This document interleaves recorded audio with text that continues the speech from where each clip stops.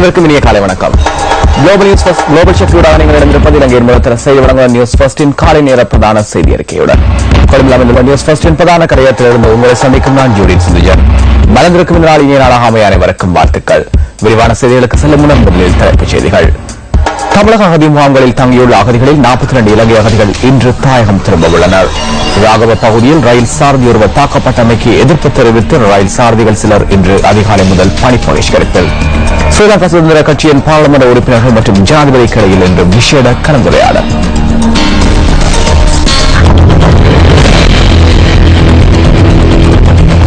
தொடர்பு விரிவான செய்திகள். எதிர்க்கட்சி உறுப்பினர்களாக செயற்படும் ஸ்ரீலங்கா சுதந்திர கட்சியின் பாராளுமன்ற உறுப்பினர்கள் மற்றும் ஜனாதிபதி மைத்ரிபால சிறிசேனவிற்கு இடையில் இன்று விசேட கலந்துரையாடல் ஒன்று இடம்பெறவுள்ளது. வரவு செலவு திட்டம் மற்றும் வேறு சில காரணிகள் தொடர்பில் கலந்துரையாடப்பட உள்ளதாக பாராளுமன்ற உறுப்பினர் குமார வெல்கம தெரிவித்துள்ளார். வரவு செலவு திட்டத்திற்கு ஆதரவு வழங்குமாறு ஜனாதிபதி தம்மிடம் கோரிக்கை விடுத்துள்ளதாகவும் கிராமத்திற்கான வேலை திட்டங்களுக்காக வரவு செலவு திட்டத்தினூடாக 15 லட்சம் ரூபாய் வழங்கப்படும் என ஜனாதிபதி தெரிவித்ததாகவும் குமார வெல்கம குறிப்பிட்டார். இதற்காக பெயர் வழங்குவதற்கு விரும்புபவர்கள் தமது பெயர்களை வழங்குமாறும் ஜனாதிபதி குறிப்பிட்டிருந்ததாக அவர் தெரிவித்தார். இதனையடுத்து வரவு செலவு திட்டத்திற்கு ஆதரவு வழங்குவது தொடர்பிலும் ஏனைய பல காரணிகள் தொடர்பிலும் கலந்துரையாடுவதற்கு பேச்சுவார்த்தை ஒன்று அவசியம் என ஜனாதிபதியிடம் கோரிக்கை விடுத்ததற்கு அமைய இன்று காலை ஜனாதிபதியுடன் கலந்துரையாடல் இடம்பெறவுள்ளதாக பாராளுமன்ற உறுப்பினர் குமார வெல்கம கூறினார்.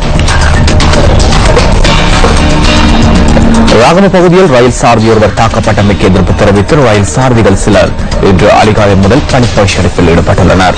இதனால் கரையோர மற்றும் பிரதான மார்க்கங்களில் அலுவலக ரயில் சேவைகளுக்கு பாதிப்பு ஏற்பட்டுள்ளதாக ரயில்வே கட்டுப்பாட்டு நிலையம் தெரிவிக்கின்றது. ரம்புக்கரை நோக்கி பயணித்த ரயில் ராகவ ரயில் நிலையத்திற்கு அருகில் நீண்ட நேரம் நிறுத்தி வைக்கப்பட்டிருந்ததால் ஏற்பட்ட அமைதியின்மை தொடர்பில் விசாரணைகள் நடத்த உள்ளதாக ரயில்வே திணைக்களம் தெரிவித்தது.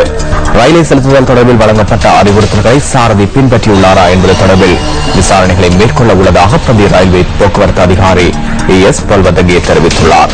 இதேவேளை சுகவீனம் காரணமாக தம்பால் ரயிலை செலுத்த முடியாமல் போனதாக ரயில் சாரதி தெரிவித்துள்ளார். எவ்வாறாயினும் சாரதி மதுபோதையுடன் ரயிலை செலுத்தியதாக தெரிவித்து பயணிகள் அமைதியின்மையுடன் செயற்பட்டதால் பிரதான ரயில் மார்க்கத்தின் போக்குவரத்திற்கு இடையூறு ஏற்பட்டிருந்ததுடன் சுமார் 1 மணித்தியாலம் வரை பல ரயில் சேவைகள் ஈடுபடாமல் ஸ்தம்பிதமடைந்திருந்தன. இந்த நிலையில் ரயில் சாரதி போலீசாரினால் பொறுப்பேற்கப்பட்டு வைத்திய பரிசோதனைகளுக்கு உட்படுத்தப்பட்டுள்ளதாக போலீஸ் ஊடக பேச்சாளர் சிரேஷ்ட போலீஸ் அத்தியட்சகர் சிவன் குணசேகரன் தெரிவித்தார். குறித்த சாரதி 70 வயதுடையவர் எனவும் போலீஸ் ஊடக பேச்சாளர் கூறினார்.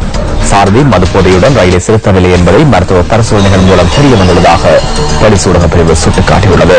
நீரிழிவு மற்றும் உயர் இரத்த அழுத்தத்தினால் பாதிக்கப்பட்ட சாரதி போதனா வைத்தியசாலையில் அனுமதிக்கப்பட்டுள்ளதாகவும் போலீசார் தெரிவிக்கின்றனர். இதேவரை சுகவீனமற்ற சாரதிக்கு இடையூறு விளைவிக்கும் வகையில் செயல்பட்ட பயணிகளை கைது செய்யுமாறு ரயில்வே தொழிற்சங்கம் போலீசாரிடம் கோரிக்கை விடுத்துள்ளது. அவ்வாறு இல்லாத பட்சத்தில் தொழிற்சங்க நடவடிக்கையில் ஈடுபட உள்ளதாக லோகோமோட்டிவ் பொறியியலாளர் சங்கம் தெரிவித்துள்ளது. தமிழக அகதி முகாம்களில் தங்கியுள்ளவர்களில் 42 இலங்கையர்கள் இன்று தாயகம் திரும்ப உள்ளனர். அகதிகளுக்கான ஐக்கிய நாடுகளின் உயர்ஸ்தானிகர் அலுவலகத்தில் வசதிப்படுத்தல் மற்றும் ஒருங்கிணைப்பு, சிறைச்சாலைகள் மறுசீரமைப்பு, புனர்வாழ்வளிப்பு, மீள்குடியேற்றம் மற்றும் இந்து மத அலுவலர்கள் அமைச்சின் வழிகாட்டலுடன் அகதிகள் நாடு திரும்ப உள்ளனர். 42 அகதிகளும் இன்று காலை நாட்டியம் வந்தடைவார்கள் என சிறைச்சாலைகள் மறுசீரமைப்பு, புனர்வாழ்வளிப்பு, மீள்குடியேற்றம் மற்றும் இந்து மத அலுவலர்கள் அமைச்சின் செயலாளர் வியன சிவஞான ஜோதி நியூஸ் ஃபர்ஸ்டுக்கு தெரிவித்தார். இலங்கையை வந்தடைவதற்காக இலவச விமான பயணச்சீட்டுகள் அகதிகளுக்கான ஐக்கிய நாடுகளின் உயர்ஸ்தானிகர் அலுவலகத்தினால் வழங்கப்படுவதாகவும் அவர் குறிப்பிட்டார். இதேவேளை மேலதிகமாக 20 கிலோ பொருட்களை கொண்டு வருவதற்கான அனுமதியும் அகதிகளுக்கு அமைச்சினூடாக வழங்கப்பட்டுள்ளது. நாட்டை வந்தடையும் அகதிகளுக்கும் அரசினூடாக அனைத்து வசதிகளும் பெற்றுக் கொடுக்கப்படும் எனவும் அமைச்சின் செயலாளர் குறிப்பிட்டார். 2011ஆம் ஆண்டு முதல் இதுவரை 5600 அகதிகள் தாயகம் திரும்பியுள்ளதாகவும் மேலும் 1 லட்சத்திற்கும் அதிகமானோர் இந்தியாவில் தங்கியுள்ளதாகவும் சிறைச்சாலைகள் மறுசீரமைப்பு, புனர்வாழ்வளிப்பு, மேல்குடியேற்றம் மற்றும் இந்து மத அலுவலர்கள் அமைச்சின் செயலாளர் மேலும் தெரிவித்தார். ஹம்பாந்தோட்டை கொன்னருவ குடிநீர் திட்டம் இன்று அமைச்சர் சந்தீப் பிரேமதாசவினால் திறந்து வைக்கப்பட்டது. குடும்பங்களின் குடிநீர் தேவையை பூர்த்தி செய்யும் வகையில் இந்த திட்டம் அமைக்கப்பட்டுள்ளது. සිරස ගම්මැද්ද වැඩසටහන තුලින් මට මතකයි මේ ප්‍රදේශයේ සහෝදර මහත්මෙක් බෝතලයකට තමන් පානය කරන சிரச கம்மத்த நிகழ்ச்சியில் இந்த பிரதேசத்தை சேர்ந்தவர்கள் குடிக்கும் நீரை போத்தலில் கொண்டு வந்து ஒருவர் காண்பித்தமையை நான் கண்டேன். இந்த பிரதேசத்தை சேர்ந்த 300 குடும்பங்களுக்கும் அதிகமானவர்களின் குடிநீர் பிரச்சினைக்கு தீர்வு வழங்க சிரச கம்மத்த நிகழ்ச்சி ஊடாக என்னிடம் கோரிக்கை விடுக்கப்பட்டதை அடுத்து இதனை ஆரம்பித்துள்ளோம். 2149 லட்சம் ரூபாவை செலவிட்டு இந்த திட்டத்தை நல்லாட்சி அரசாங்கம் முன்னெடுக்கின்றது. அதேபோன்று இவ்வாறான சிறந்த நிகழ்ச்சியை முன்னெடுப்பதையிட்டு சிரச ஊடகத்திற்கு நன்றி கூறுகின்றேன். වැදගත් වැඩසටහනක් නිර්මාණය කිරීම ගැන සිරස මාධ්‍ය ජාලයට මගේ ස්තුතිය සහ ප්‍රණාමය පුද කර සිටිනවා. ஏறாவூர் சவுக்கடி கடலில் குளிக்கச் சென்ற ஒருவர் நீரில் மூழ்கி உயிரிழந்துள்ளார். 3 பேருடன் கடலில் குளிக்கச் சென்ற போதே 18 வயதான இளைஞன் ஒருவன் உயிரிழந்துள்ளதாக போலீசார் தெரிவிக்கின்றனர். ஏனைய 3 பாதுகாப்பாக மீட்கப்பட்டுள்ளனர். உயிரிழந்தவரின் சடலம் ஏறாவூர் வைத்தியசாலையில் வைக்கப்பட்டுள்ளதுடன் சம்பவம் தொடர்பிலான மேலதிக விசாரணைகளை ஏறாவூர் போலீசார் மேற்கொண்டு வருகின்றனர்.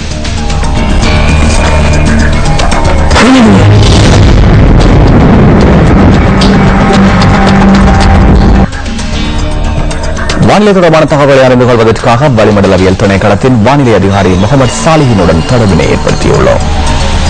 வடக்கு, கிழக்கு, வடமத்திய மற்றும் ஊவா மாகாணங்களில் இடைக்கிடையே மழை பெய்யக்கூடும். நாட்டின் ஏனைய பிரதேசங்களின் பல இடங்களில் பிற்பகல் 2 மணிக்கு பின்னர் அரை மணித்தியாலத்துக்கு பரவலான இடியுடன் கூடிய மழை விருத்தியடையும். இடியுடன் கூடிய மழை பெய்கின்ற வேளைகளில் தற்காலிகமாக பலத்த காற்று மின்னல் தாக்கங்களும் ஏற்படக்கூடும். மின்னல் தாக்கங்களினால் ஏற்படக்கூடிய இழப்புகளை தவிர்த்துக் கொள்ளுமாறு பொதுமக்கள் கேட்டுக் கொள்ளப்படுகின்றனர். கடற்பிராந்தியங்களை பொறுத்தவரையில் துறை தொடக்கம் மன்னார், கொழும்பு ஊடாக காலி வரையான கடற்பரப்புக்கு அப்பாலுள்ள கடல் பிரதேசங்களின் பல இடங்களில் பிற்பகல் 2 மணிக்கு பின்னர் இடியுடன் கூடிய மழை பெய்யக்கூடும். காற்று மணித்தியாலத்துக்கு 20 முதல் 30 கிலோமீட்டர் வேகத்தில் வடகிழக்கு திசையிலிருந்து வீசும். இடியுடன் கூடிய மழை பெய்கின்ற வேளைகளில் கடல் பிரதேசங்கள் தற்காலிகமாக கொந்தளிப்பான நிலையில் காணப்படும்.